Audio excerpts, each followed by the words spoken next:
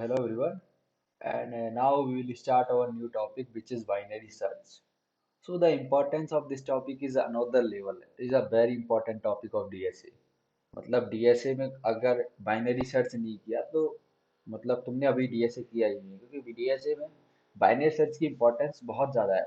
मतलब इंटरव्यूज में direct question binary search के आते हैं और अच्छे अच्छे क्वेश्चन आते हैं, इसलिए मैं अब इस वीडियो में बाइनरी सर्च को इंट्रोड्यूस करूंगा आपको।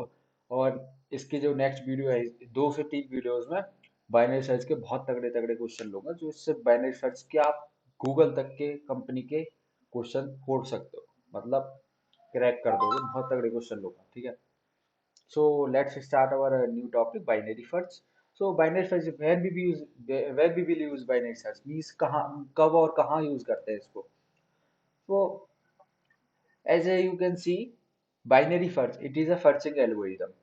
We use the linear search. It takes a big of and time complexity. So in like linear search, we have to traverse the whole array, and the time complexity is big of n. That is very big. But in binary search, the time complexity is big of log n. तो अब देखते हैं कैसे होता है। Linear search में क्या करते हैं, हम एक एक एलिमेंट को चेक करते हैं। एक की रहती है, जैसे मेरे को इस key equal to two two element को इस एरे में सर्च करना है कि प्रेजेंट है या नहीं है। तो इसके लिए मैं क्या कर लूंगा, एक एलिमेंट उठाऊंगा, पहले उसको चेक करूंगा की के इक्वल है या नहीं, फिर दूसरे को उठाऊंगा, फिर चेक करूंगा की के इक्वल है या नहीं। जब इक्वल हो जाता है तो प्रिंट करा देते हैं कि इक्वल मतलब है, ट्रू मतलब उस एरे में है एलिमेंट की। और नहीं होता तो मतलब एब्सेंट कर देते हैं, ठीक है। उसमें एक एक एलिमेंट को चेक करना पड़ता है एक लूप चलाकर। तो उसकी टाइम कॉम्प्लेक्सिटी होती है big O of n because we are traversing the whole array. But in binary search what happens is, हम स्टार्ट और एंड दो पॉइंटर लेते हैं। इसमें स्टार्ट जीरो से स्टार्ट होती है, और बाइनरी सर्च पहली बार यूज कब करते हैं पहले ये देख लेते हैं। Binary search is applicable only if the array is monotonic, monotonic increasing और it can be decreasing. Monotonic means या तो बिल्कुल ही ऊपर जा रहा है, ऊपर नीचे नहीं हो सकता, या तो बिल्कुल ही ऊपर या बिल्कुल ही नीचे, मतलब इंक्रीजिंग या डिक्रीजिंग, तभी ये बाइनरी सर्च एल्गोरिथम लगेगी, ठीक है। इसमें क्या है कि अपन को मिड फाइंड करना होता है। हम दो पॉइंटर लेते हैं, स्टार्ट जो कि इंडेक्स जीरो पर रहता है, और एंड जो कि इंडेक्स एंड वाले इंडेक्स पर रहता है, ठीक है। जो एरे है उसके एंड वाले इंडेक्स पर रहता है। फिर हम मिड फाइंड करते हैं। जैसे यहाँ पर मिड कितना हो गया, 0 + 4/2, मिड हो गया 2, सेकेंड इंडेक्स, ठीक है। अब हमारी की है 13, मेरे को 13 फाइंड करना है। जैसे अब की 13 है, और जो मिड वाला पॉइंटर है ना, उसका वैल्यू कितना है 9, पर की ग्रेटर देन इस वैल्यू के है। तो मेरे को अभी ये इंक्रीजिंग है पहली बार। तो अब मेरा की कहाँ पर मिल सकता है, राइट वाले पार्ट में या लेफ्ट वाले पार्ट में। अब ये की मिल सकता है राइट वाले पार्ट में, क्योंकि लेफ्ट वाले पार्ट में तो सब मिड वाले एलिमेंट से छोटे एलिमेंट ही है। तो राइट वाले पार्ट में जाना पड़ेगा। तो राइट वाले पार्ट में जाएंगे तो देखो, हाँ जब राइट वाले पार्ट में जाएंगे, यहाँ मैंने पूरा लिखा नहीं है ये चीज, हाँ लिख दिया, ठीक है। जब राइट वाले पार्ट में जाएंगे तो ये वाला पार्ट ही लेंगे, 13 और 27 वाला पार्ट। सो इसका मैं निकालेंगे तो 4 + 3/2, 7/2, 3 which is 3, and 13 is equal to 3, 13। So third index is our answer. So let's take another example so that we can understand proper। So ये एरे दिया हुआ है मेरे को, ठीक है। अब इस एरे में मेरे को स्टार्टिंग इंडेक्स है 0 और एंडिंग इंडेक्स है साइज -1, मतलब ये वाला, ठीक है 5। सबसे पहले मिड फाइंड करना होगा मेरे को, ठीक है। की मेरे को 27 है, 27 चेक करना है इस एरे में प्रेजेंट है या नहीं, ठीक है। सबसे पहले मेरे को मिड फाइंड करना होता है। मिड फाइंड कैसे करेंगे, 0 + 5/2 start plus end by two, ठीक है। ये मिड हो जाएगा, जो कि सेकंड इंडेक्स आएगा, सेकंड इंडेक्स। अब सेकंड इंडेक्स पर वैल्यू चेक करेंगे, 11 है, जो कि की से कम है, ठीक है। अब हमें पता है कि यार जो एरे है वो मोनोटोनिक इंक्रीजिंग है सॉर्टेड है, मतलब ठीक है। अब जो एरे मिड वाला जो एलिमेंट है उसकी वैल्यू 11 है, और जो हमारी की है वो 27 है। 27 is greater than 11, we can see we have to go right, because if we go in left part we will find the lesser value, so we have to go right part for finding out the key। अब right part में जाएंगे, right part में ये वाला right वाला part ले लिया। अब मेरे को चेक करना है इसका इंडेक्स कितना है, 3 4 5 है, 3 4 5 इंडेक्स शो कर दिया, ठीक है। अब मेरे को फिर से मिड फाइंड करना पड़ेगा। तो 5 + 3/2 4 आ गया, फोर्थ इंडेक्स। अब चेक करेंगे की कितनी है 27, मिड वाली वैल्यू कितनी है 19, अब भी छोटी है। अब भी राइट वाले पार्ट में जाना पड़ेगा। अब राइट वाले पार्ट में गए और देखा हमने 27 इज ग्रेटर देन 19, ठीक है, राइट वाले पार्ट में गई। राइट वाला पार्ट में ए की वैल्यू है 27, ठीक है, 27 ही वैल्यू है, हाँ। तो 27 वैल्यू है, तो स्टार्ट भी यहीं पर है, एंड भी यहीं पर है। इस कर्सर को देखते रहो यहाँ पे, जिससे कि आपको पता लगे मैं क्या बोल रहा हूँ, ठीक है। स्टार्ट भी यहीं पे है, एंड भी यहीं पे है। अब 5 + 5/2 = 5। अब हमको वैसे भी दिख रहा है कि मिड यही है, ठीक है। अब मिड वाली वैल्यू चेक करेंगे, मिड इक्वल है या नहीं है, ठीक है। देखेंगे 27 = 27, सो ट्रू, ठीक है। सो एक और एग्जांपल लेके देखते हैं, ठीक है। हमको अब ये एरे दिया हुआ है, ठीक है। मेरे को की 4 फाइंड करनी है, ठीक है। अब फाइंड करनी है तो सबसे पहले हमारा काम क्या होता है, मिड फाइंड करना। मिड फाइंड करेंगे, 0 + 4/2, 2 आ गया, सेकंड इंडेक्स 16। 16 जो वैल्यू है वो, अब की वैल्यू वैल्यू देखो, की कितनी है 4, और मिड वाली वैल्यू कितनी है 16।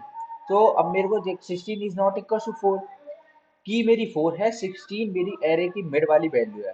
तो मेरे को तो यार बैक जाना पड़ेगा ना। अगर मेरे को छोटी वैल्यू फाइंड करनी है, की तो मेरी 4 ही है, और ये मिड वाली वैल्यू क्या ज्यादा हो रही है, तो मेरे को तो बैक जाना पड़ेगा। अब बैक जाऊंगा मैं, तो मेरे को ये वाला पार्ट लेना पड़ेगा, 4 और 8 वाला पार्ट। सो इस वाले एरे को ले लेते हैं, और इसके इंडेक्स कितने हैं, 0 1 0 1 होता है। अब मिड कितना आएगा, 0 + 1/2, 0। तो 0 एक मिड हो गया मेरा। अब चेक करूंगा A R mid equal to key है या नहीं है। दोनों इक्वल है, क्योंकि 4 = 4, सो सही है। तो मेरे को इंडेक्स रिटर्न कर दूंगा, कौन से इंडेक्स पर है, 0th इंडेक्स पर है, खत्म। ये भी सेम ऐसा ही है। सो ये हो गया, ठीक है। Let's do the code so that we can understand properly, ठीक है। इसको अभी के लिए हटा देते हैं और खुद करेंगे, जिससे कि अंडरस्टैंडिंग अच्छी मिल जाए, ठीक है। मैं उसको डायरेक्ट एक्सप्लेन भी कर सकता था, पर मैं आपके सामने क्यों करना चाहता हूँ, कि उसका रीजन ये है कि अब जब कोड करूंगा तो आप कम से कम देखोगे, और देखते हो तो चीजें समझ में भी आती हैं। इसलिए मैं सामने के सामने कोड करना चाहता हूँ, ठीक है। नेम स्पेस, और जिससे एक्सप्लेन भी अच्छा कर सकूं, ठीक है। std इंट मैन, ये चीज तो वही होती है, फिक्स वाली चीज है। अपन क्या कर रहे हैं, खुद से ही एक साइज ले लेंगे एरे का, ठीक है। साइज ले लिया, इनपुट करा लिया, मैंने एरे बना लिया एक 100 साइज का, और उस एरे में एलिमेंट्स इनपुट करा लूंगा, I less than N, then I plus plus cin of A R of I, ठीक है। अब मेरे को क्या करना है, एक की इनपुट कराता हूँ, ठीक है, एक की इनपुट कराता हूँ। की इनपुट कैसे करा रहा हूँ कि मतलब, देखो, इसको हटा देते हैं यहाँ से, इसको थोड़ा सा बड़ा कर देते हैं। की इनपुट वो वाला एलिमेंट होता है। हम्म, तो एक की इनपुट मतलब जिस जिस एलिमेंट को मैं फाइंड करना चाहता हूँ, तो मैं उसको इंट की बोल दे रहा हूँ, ठीक है। उसको इनपुट करा दे रहा हूँ की को। फिर अब मैं क्या करता हूँ, इनपुट करा लिया, तो एक फंक्शन बनाते हैं। फंक्शन मेरे को इंटीजर वैल्यू रिटर्न करेगा, क्योंकि मेरे को तो फाइनली इंडेक्स ही चाहिए ना, उस की के करस्पॉन्डिंग उस की का इंडेक्स ही चाहिए। तो इंडेक्स चाहिए, तो मेरे को एक फंक्शन बना दूंगा, जिसकी वैल्यू मैं इंडेक्स में स्टोर करा रहा हूँ। और फंक्शन क्या होगा, बाइनरी सर्च होगा, बाइनरी सर्च। और उस फंक्शन के अंदर क्या क्या पास करूंगा, एरे पास कर दूंगा, उसका साइज पास कर दूंगा, और की को पास कर दूंगा, ठीक है। ये तीन चीजें मैं पास करूंगा फंक्शन के अंदर। अब मेरे को देखना है कि हाँ ये हो गया, तो मेरे को फाइनल रिटर्न ही तो कराना है, ठीक है। So the value corresponding to the value नहीं, index, the index corresponding to the key is, gap दे देते हैं थोड़ा सा, और इंडेक्स को यहाँ आंसर में आंसर करा देंगे, ठीक है। So let's create the function int binary search. इसके अंदर मैं क्या पास करूंगा, एरे को पास करूंगा, और उसका साइज पास कर दूंगा, और की को पास कर दूंगा, ठीक है, इंट की, ठीक है। अब मेरे को क्या करना है, मेरे को मैंने बोला था स्टार्ट और एंड दो पॉइंटर लेने हैं, उन दोनों पॉइंटर से मेरे को मिड फाइंड करना है। तो मेरे को स्टार्ट वाला पॉइंटर कहाँ पड़ेगा, एस बोल देता हूँ स्टार्ट वाले पॉइंटर को, 0th इंडेक्स पर। इंट एंड वाला पॉइंटर कहाँ पर रहेगा, मेरा साइज -1 इंडेक्स पर। ठीक है। अब मेरे को फाइंड करना है मिड। ठीक है, मिड कैसे फाइंड करते, start plus end by to. So start plus end divide by to, इससे मेरा मिड फाइंड हो गया। अब मेरे को क्या करना है, वाइल लूप, हाँ ये नहीं बताया था, कब तक के लिए चलेगा, जब तक कि start less than equal to end है, start less than equal to end है तब तक के लिए ये चलेगा। While start less than equal to end, अब अगर स्टार्ट ग्रेटर देन एंड हो गया ना, तो वो अपने आप ही स्टॉप हो जाएगा। वो अपन ड्राई रन करेंगे ना, तब देख रहे, तब पता चलेगा क्यों start less than equal to end बोल रहा हूँ मैं। ठीक है, तब तक क्लिक करते हैं, जब while start is less than equal to end. अब मेरे को क्या करना है, मेरे को चेक करना है कि जो ARR ऑफ मिड, अगर मेरा ARR मिड, मिड वाली जो वैल्यू है इक्वल टू की हो जाती है, अगर इस केस में तो मेरे को क्या कर देगा, डायरेक्टली इंडेक्स को रिटर्न कर दूंगा, इंडेक्स क्या है मेरा मिड। ठीक है। दूसरा केस हो सकता है कि ARR mid is greater then की, इस केस में सोचते हैं क्या करना है। ठीक है, जो मिड वाला एलिमेंट है वो की से ज्यादा है। ठीक है, अगर मेरा मिड वाला एलिमेंट ये है, ठीक है, की मेरी 9 है, मिड वाला एलिमेंट 13 है। ठीक है, तो मेरे को क्या करना पड़ेगा, पीछे जाना पड़ेगा यार फाइंड करने के लिए। की तो 9 ही है, 9 फाइंड करना है, 13 वैल्यू है, आगे जाऊंगा तो ज्यादा ही मिलेगी वैल्यू, फायदा नहीं है। पीछे जाना पड़ेगा, पीछे जाना पड़ेगा, एंड को मिड -1 करना पड़ेगा, एंड इक्वल टू मिड -1, क्योंकि भाई पीछे जाना है ना, तो मिड वाली वैल्यू थी ये, तो मेरे को तो एंड वाले पॉइंटर को मिड मिड से पहले ले आना है, तो मिड -1 कर देंगे। और एल्स केस में, एल्स केस कौन सा होगा, जब मिड वाली वैल्यू है ना छोटी हो जाए की वाली वैल्यू से, जैसे की वाली वैल्यू मान लो 13 है और मिड वाली वैल्यू 9 है, तो मेरे को तो ज्यादा वैल्यू चाहिए ना, तो मेरे को स्टार्ट वाले को मिड से आगे लाना पड़ेगा। तो स्टार्ट इक्वल टू मिड+1, स्टार्ट इक्वल टू मिड+1। अब देखो, अब यहाँ क्या हुआ है कि यहाँ पे एंड भी चेंज हो गया है और स्टार्ट भी चेंज हो गया है, तो मेरे को मिड भी चेंज करना पड़ेगा। ये है अच्छी टेक्निक, मतलब टेक्निक क्या, मतलब भूल जाते हैं लोग इसको, तो ये याद रखने वाली चीज है। तो mid equal to start plus end divide by two. ठीक है, ये हो गया। अब मैंने इस तीनों काम, सब काम कर दिए वैसे, अब क्या बचा है, सब काम कर ही दिए। ठीक है, यहाँ पर एक सेमीकोलन रह गया, डन। यहाँ पर अगर एक कंडीशन ये भी हो सकती है, अगर भाई वो एलिमेंट उस जैसे मेरे को की मान लो 13 है, 13 उसमें एरे में प्रेजेंट ही नहीं है, तो कहाँ से मिलेगी, मिलेगी ही नहीं, तो उस केस में मेरे को रिटर्न -1 कर देना है। सिंपल, खत्म। अब फंक्शन को चला के देखते हैं एक बार कैसा काम कर रहा है। ठीक है, रन कर दिया, कोई एग्जाम्पल ले लेते हैं, एग्जाम्पल कौन सा उठाए हैं, यहीं से उठा देते हैं कोई। हाँ, जैसे एग्जाम्पल अच्छा से उठाते हैं, जैसे एग्जांपल ले लेते, ये 3 7 11 13 19 27। सो 6 साइज 3 7 11 13 19 27। ठीक है, इसमें से मेरे को फाइंड को की क्या है, की देनी पड़ेगी, की कौन सा एलिमेंट में फाइंड करना चाहता हूँ। इसको कॉपी कर लेते हैं, फिर बार बार यूज करेंगे इसका। मान लो मैं 19 फाइंड करना चाहता हूँ, तो 19 अपन देखते हैं कौन से इंडेक्स पर है, 0 1 2 3 4, फोर्थ इंडेक्स पर है, तो answer should be 4। Answer is 4, the index corresponding to the key is 4। दोबारा से रन करो, 6 साइज बाई डाल देता हूँ।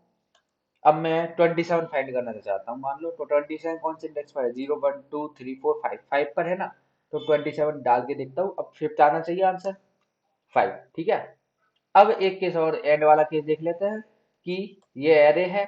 अब मैं फाइंड करना चाह रहा हूँ 25, 25 इसमें प्रेजेंट नहीं है कहीं भी एरे में, एरे में प्रेजेंट नहीं है, तो इट शुड बी -1।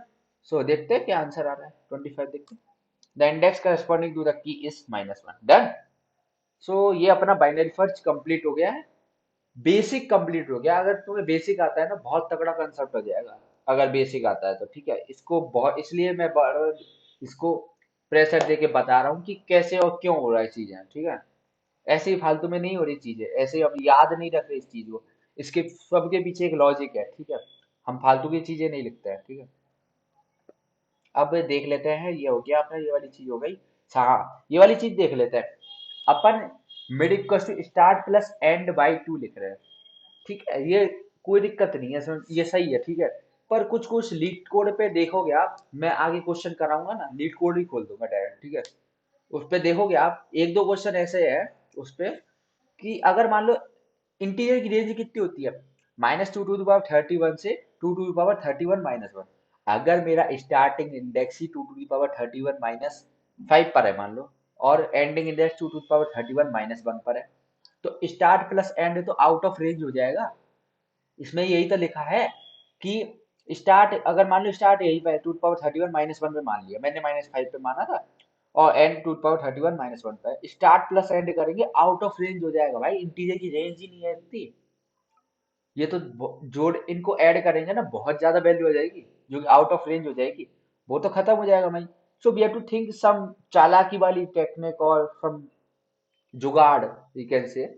सो जुगाड़ क्या हो सकता है कि अपन मिड को लिख सकते हैं start plus end minus start upon two, ठीक है। Start plus end minus start upon two लिखेंगे तो ये वही चीज लिख दी है, start plus end by two. एक बार इसको सॉल्व करके देखोगे ना आप, तो two two start minus start start upon two plus end upon two, यही लिखा हुआ है। तो हम ये चीज लिख सकते हैं, इसको लिख के भी बता देता हूँ मैं आपको, देखो यही चीज लिखी हुई है कि इस मेरे को मैं चेंज कर दूं ना, कि इसको लिख देता हूँ start plus end minus start upon to, है ना, और इसी चीज को मैं यहाँ पे भी लिख देता हूँ, तो ये मस्त चलेगा, कोई दिक्कत ना आएगी। देखो, ये मैंने कॉपी कर दिया, ये मैंने रन कर दिया, वही चीज डाल देता हूँ। कौन सा चेक करना है, 6 साइज था उसका, अरे 6 साइज था उसका, अरे यार, अरे जानना पड़ेगा क्या था, 3 7 11 13 19 27, ठीक है। 3 7 11 13 19 27, ये एरे था। मेरे को की क्या फाइंड करनी है, 27 फाइंड करना है, मान लो मेरे को। तो ये बता सही आंसर, आंसर इज 5, खत्म, ठीक है। तो ये कंसेप्ट है। तो अपन इसको लिखने की प्रैक्टिस डाले ना, कि start plus end minus start upon to, ये ज्यादा बेटर रहेगा। वो भी बेटर है, वो रहेगा, सब चलेगा उससे भी, पर एक दो क्वेश्चन में दिक्कत आओगी जिसमें, इसलिए मैंने बता दिया है, ठीक है। अब मैं देखता हूँ बाइनरी सर्च क्यों है यार, क्यों ही बाइनरी सर्च यूज करें अपन, क्या फायदा है, क्यों इतना इंपॉर्टेंस दिया जाता है इसको, स्टोरेज के मामले में क्यों कंपनियां इसको ज्यादा इंपॉर्टेंस देती हैं। अब देखो, मान लो मेरे पास 1000 वैल्यू है, और एक की है, की मतलब कोई एलिमेंट है जो मेरे को सर्च करना है 1000 वैल्यूज में। तो लीनियर सर्च क्या कहता है, मुझे वर्स्ट केस में क्या होता है, 1000 वैल्यूज ही चेक करनी पड़ेगी। वर्स्ट केस मतलब कि जो जो मेरे को, जैसे मान लो 1000 वैल्यू है और मेरे को 13 सर्च करना है, तो 13 एंड ही एंड पर पड़ा हो, 1000 वाली पोजीशन पर 13 पड़ा हो, तो ये वर्स्ट केस हो गया। सारे ही चेक करने पड़ेंगे अब मेरे को, 1000 वैल्यू ही चेक करनी पड़ेगी, ये इसके इक्वल है या नहीं, नहीं है, ये इक्वल है नहीं है, ये इक्वल है नहीं है, 1000 वाली वैल्यू इक्वल है, तो मेरे को पूरा ही, वर्स्ट केस में पूरा ही सर्च करना पड़ेगा। तो ये तो बहुत दिक्कत होगी इसमें। तो बाइनरी सर्च आया, बाइनरी सर्च ने बोला कि यार अगर मैं सॉर्टेड हूँ, ठीक है, अगर मेरे को सॉर्टेड कर दोगे आप, ठीक है, अगर मेरे 1000 वैल्यूज को सॉर्टेड कर दोगे, तो मैं मिड निकालूंगा, डायरेक्ट मिड निकालूंगा, 1000 का मिड, मिड निकालेंगे तो मिड बीच वाली वैल्यू आएगी ना। तो या तो वो की वाली वैल्यू उस मिड वाली वैल्यू से बड़ी होगी या छोटी होगी, अगर वो बड़ी होगी तो मैं मिड एंड वाले पॉइंटर को मिड -1 कर दूंगा, तो ये वाला इधर इतना ही पार्ट बचेगा, मतलब आधा पार्ट ही बचेगा। और अगर मिड वाली की वाली वैल्यू मिड वाली वैल्यू से छोटी है, छोटी है, तो मेरे को पीछे जाना पड़ेगा, और बड़ी है तो आगे जाना पड़ेगा, मतलब ले ले दे के आधा ही पार्ट बचेगा, ठीक है। 500 पार्ट बच गया, ठीक है, 500 वैल्यूज बच गई।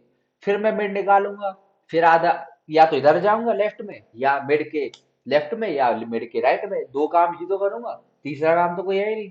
फिर 250 वैल्यू रह जाएंगी, फिर 150, 125, फिर 62, फिर 31, फिर 15, फिर 7, फिर 3, फिर 1। तो इसमें कितने हुए, 1 2 3 4 5 6 7 8 9 10, 10 कंपेरिजन में अपन ने खत्म कर दिया, 10 कंपेरिजन में अपना आंसर आ गया। और उसमें 1000 कंपेरिजन करने पड़ते थे, पोस्ट केस में 1000 करते जा रहे, ठीक है। यहाँ समझ लिया कि टेन कंपैरिजन हो रहा है, तो ये इसलिए बेटर है। मान ले वैल्यू ये एन है। अब यहाँ पे आगे कितनी हुई, एन बाई टू, यहाँ पे n by two power two, n by two power three, n by two power four, up to n by two power k. और N by two power k की वैल्यू कितनी है, one. So n by two power k की value कितनी होगी, one. So n की value कितनी होगी, टू पावर के की वैल्यू यहाँ पे कितनी आ गई, log n. That's why time complexity is log n. समझ गया कॉन्सेप्ट क्लियर, क्यों टाइम कॉम्प्लेक्सिटी लॉग एन हुई इसकी। तो ये क्वेश्चन कंप्लीट, तगड़ा। अब समझ में आ गया ना कि क्यों टाइम कॉम्प्लेक्सिटी इसकी लॉग एन है।